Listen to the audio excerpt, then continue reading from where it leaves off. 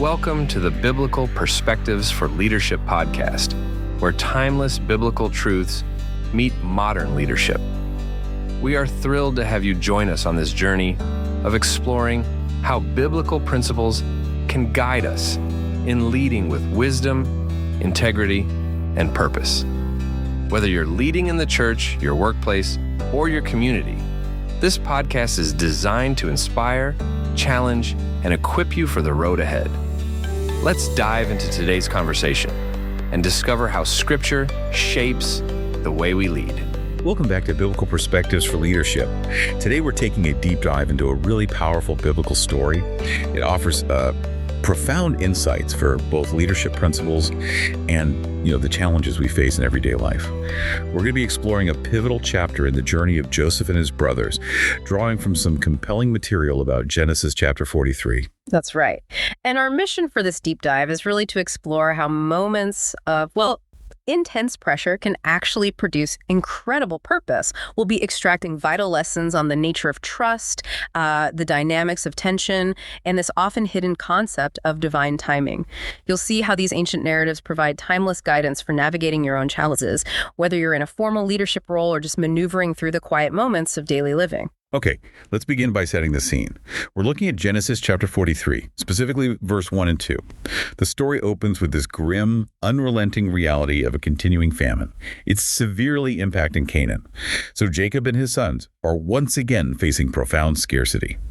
It's a situation of intense pressure, one that forces immediate and, frankly, incredibly difficult decisions. Absolutely. This severe hardship leaves Jacob with really no choice but to tell his sons they must return to Egypt to buy more food. What's crucial here, and something the story makes clear, is that the unresolved issue of Simeon's captivity, it looms heavily in the background from their previous trip. Think about it.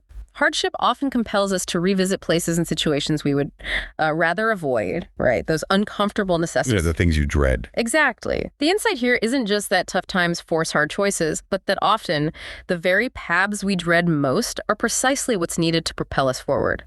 It makes you wonder, what Egypt are you avoiding right now that might actually be your next necessary step forward? Good question. So Jacob is given the command, but there's that huge emotional obstacle you mentioned, Benjamin. And here's where it gets really interesting with Judah stepping up. This is detailed in Genesis chapter 43, verses 3 through 10. Judah reminds his father, Jacob, quite forcefully that they absolutely cannot return to Egypt without Benjamin. The Egyptian ruler had made that crystal clear. And we're talking about Benjamin, the last son of Rachel, Jacob's beloved wife. He's the only full brother Joseph ever had. Jacob has already lost Joseph, or thinks he has, so the thought of sending Benjamin is just almost unbearable for him.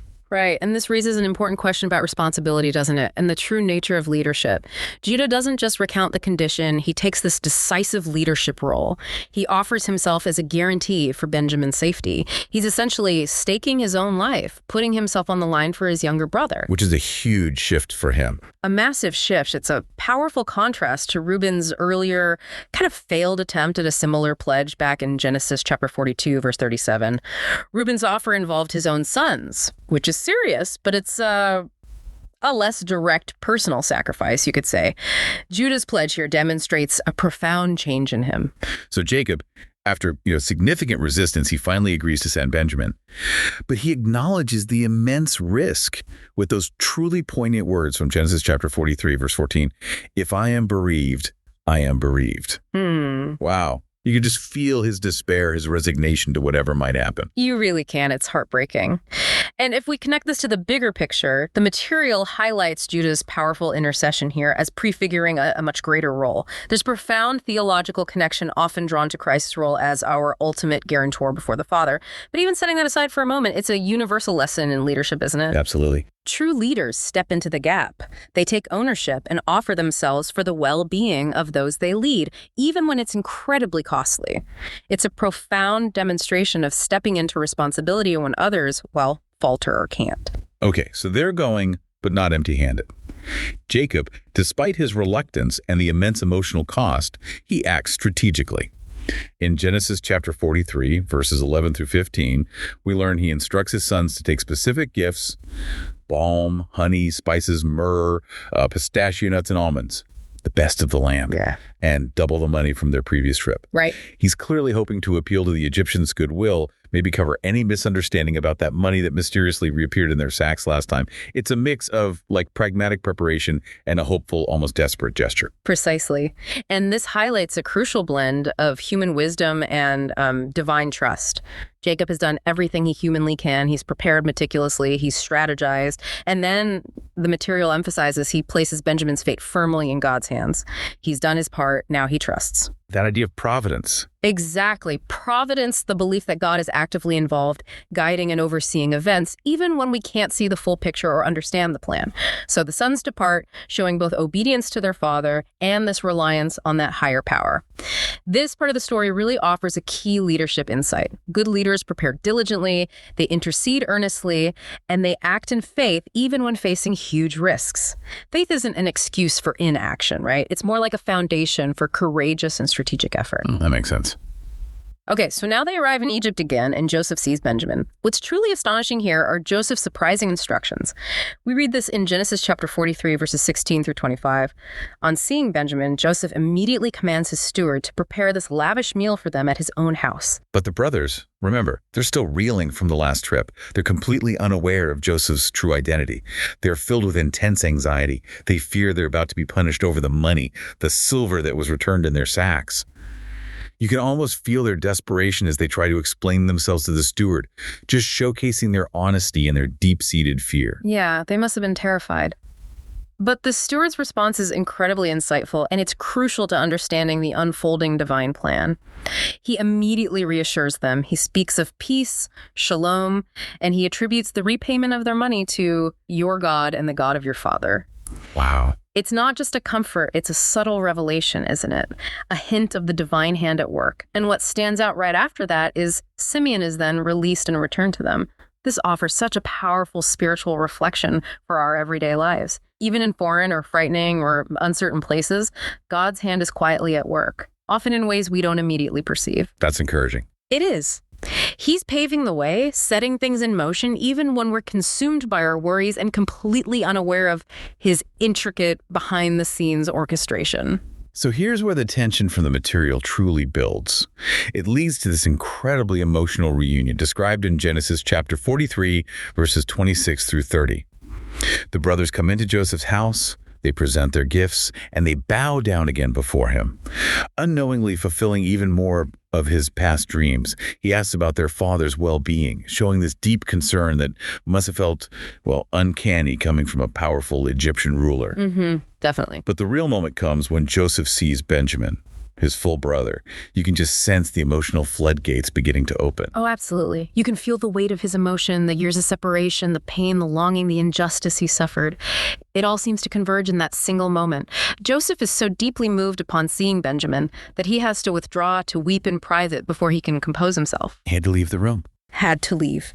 This isn't just a personal moment of overwhelming affection, though it is that. It's also, as the material points out, a powerful prophetic fulfillment. Joseph's dreams from Genesis chapter 37 are again being realized right there as his brothers bow to him, completely unaware of who he is. This raw display of emotion really underscores the depth of his character and the profound reconciliation that is about to unfold. It also speaks to the patient, long-term leadership required to see a vision come to fruition, even through immense personal suffering. That's a great point. So after composing himself, Joseph returns and the meal is served. This is told in Genesis chapter 43, verses 31 through 33. And what's truly astonishing to the brothers, and maybe a sign of Joseph's continued strategic planning, is that he arranges the seating according to their exact birth order. I mean, that detail would have been uncanny and deeply unsettling for them. How could this powerful Egyptian possibly know such specific, intimate family information? And then, Benjamin receives 5 times more food than any of the others. This preferential treatment? Well, maybe it was meant as a final test of the brothers' attitudes towards Benjamin, but it also shows this clear, unmistakable favoritism. Yeah, it's not just about a meal, is it? It's incredibly significant. This whole scene reflects reconciliation that's already in progress, even if it's not yet complete. And it powerfully foreshadows the future forgiveness and full restoration. It's a moment of favor, definitely, but maybe also, like you said, a final test of their character and unity, especially regarding Benjamin, the brother they once so easily abandoned. It offers a profound application for us, both in leadership and everyday life. God is often preparing a table of reconciliation, bringing people together, even when we're completely unaware of his behind-the-scenes work. He's orchestrating moments of connection and healing, often through surprising acts of kindness or unexpected provisions, sometimes using seemingly small details, like a seating arrangement, to move his plan forward. Wow. So this deep dive into Genesis chapter 43, it really is far more than just a family reunion story. It's truly a masterclass in leadership, humility, providence, and the painstaking preparation required for healing. You see Joseph's incredible restraint, his profound emotional depth. You see Judah's surprising transformation. A huge transformation. From the one who suggested selling his brother to slavery to the one who now pledges his very life. And Jacob's reluctant but ultimately trusting faith, letting go of his last cherished son. It highlights the slow, sovereign unfolding of God's intricate plan to reconcile and redeem. It really does. This story powerfully reminds us that even in times of famine, fear, and deep uncertainty, God is faithfully orchestrating every single detail for our ultimate good and for a greater purpose. What's truly fascinating here is to consider how often the most broken chapters in our own lives, the moments of greatest despair, deepest regret, or seemingly insurmountable pressure, how they can, in fact, lead to the most profound redemption and transformation when we trust the overarching story being written by a divine hand. That's a powerful thought to end on. We hope this deep dive into Genesis chapter 43 has provided you with some valuable insights into trust, leadership, and the quiet, often unseen ways divine timing works in our lives. So consider this. How might acknowledging God's behind-the-scenes work, even in moments of pressure, change your response to current challenges, both in your leadership roles and, in your personal life? Great question. Thanks for joining us for this deep dive. Until next time, keep exploring, keep questioning, and keep discerning the wisdom embedded in every story. Thank you for joining us on the Biblical Perspectives for Leadership podcast. I hope today's insights have encouraged and equipped you to lead with faith, wisdom, and purpose. Remember, the greatest leader of all time taught us that true leadership is about serving others.